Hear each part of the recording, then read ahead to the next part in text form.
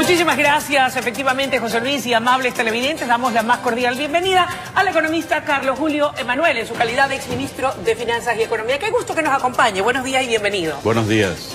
Pasemos a revisar los temas de coyuntura nacional e internacional. Y precisamente, y ya que tenemos aquí la prensa, hay un titular muy preocupante que dice: Ecuador, país de la región con más gasto en compra pública. El BID alerta del impacto del gasto en corrupción e ineficiencia. Su comentario: ¿tiene fundamento esta aseveración del BID? Bueno, en los 10 años del correísmo, el gasto total en comparación con el Producto Interno Bruto se duplicó del 20 al 40%. El modelo económico que Correa implantó fue un modelo del gasto y del exceso de gasto. Un gasto además no sustentable, y ese es uno de los problemas que heredó el actual gobierno.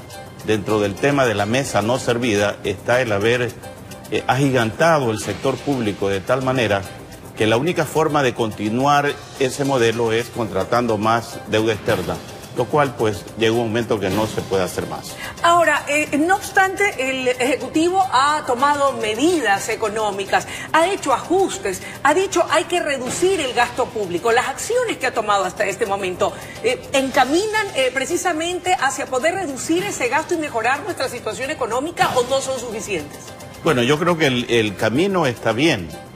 La dirección que el gobierno ha tomado para reducir el gasto, yo creo que simplemente es lo que hay que hacer.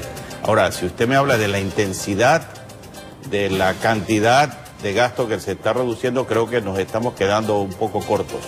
Yo creo que frente a semejante monstruosidad que fue haber duplicado el gasto público con respecto al PIB, hay que hacer algo mucho más agresivo. Economista, ¿esta apreciación del PIB corresponde únicamente a lo que fueron los 10 años del correato, o es que también de una u otra manera podemos interpretarlo como que actualmente, en este año de gobierno que ha transcurrido y unos pocos meses, todavía hay que hacer ajustes? ¿O son secuelas o es también parte de este gobierno? Yo creo que todavía continúa porque hay una inercia en el modelo. Usted habrá notado que hace cuestión de un mes el gobierno comenzó a reducir ciertos ministerios, a consolidarlos con otros, lo que significa que todavía está ese lastre que vino del correísmo y que definitivamente ha sido negativo para el país. Ahora, el BID no solamente se refiere a Ecuador. Hay una publicación que salió también recientemente y que dice así: Latinoamérica malgasta 220.000 millones de dólares al año. Esto según un informe del Banco Interamericano de Desarrollo. Dicho monto, dice el organismo, bastaría para poder eliminar la pobreza extrema en la región. ¿Están debidamente fundamentados estos argumentos? Bueno, no conozco el estudio del BID, pero yo creo que el concepto es correcto. Yo creo que hay un malgasto. ¿En qué malgastamos? Bueno, hay un enorme gasto, si podemos llamarlo gasto, despilfarro en obras suntuarias. Hemos visto lo que pasó con la refinería de Esmeraldas, que debió costar 200 millones y nos pasaron la factura por 2.200. Ahí tiene 2.000 millones, el 10% de la cifra que usted está hablando.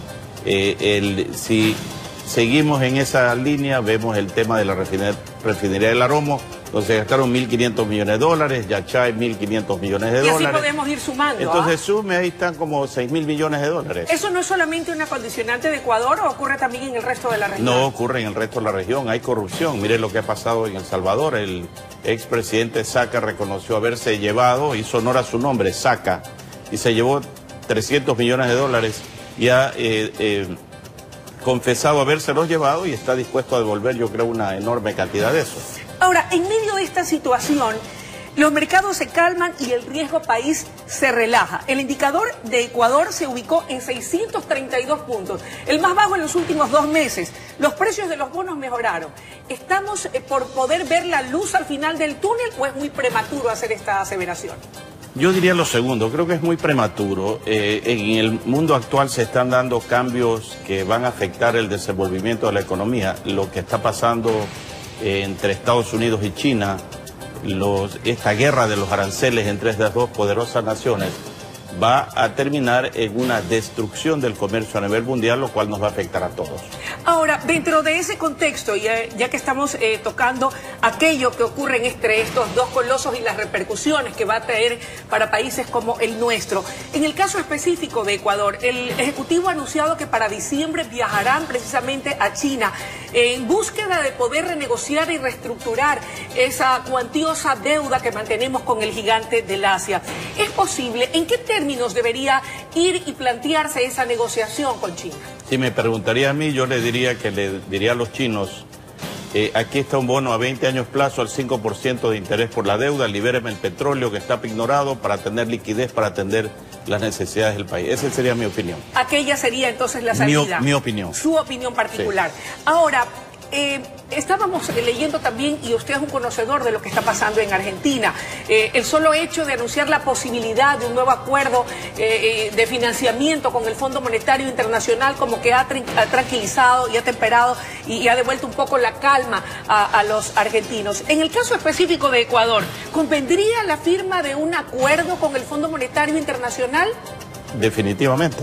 Yo creo que esa es una tarea que le corresponde al ministro de Economía y no entiendo por qué hasta el momento no se lo ha hecho.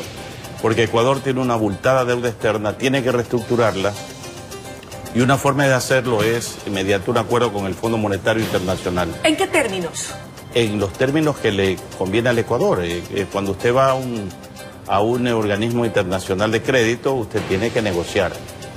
Me tocó negociar en algunas ocasiones ese tipo de acuerdos y es un asunto que no tiene nada nuevo realmente, lo hacen todos los países, pero hay que hacerlo. Ahora, finalmente, y antes de concluir la entrevista, dos temas, uno muy específico. Nos queda ya y estamos muy cerca de cerrar el último trimestre del año.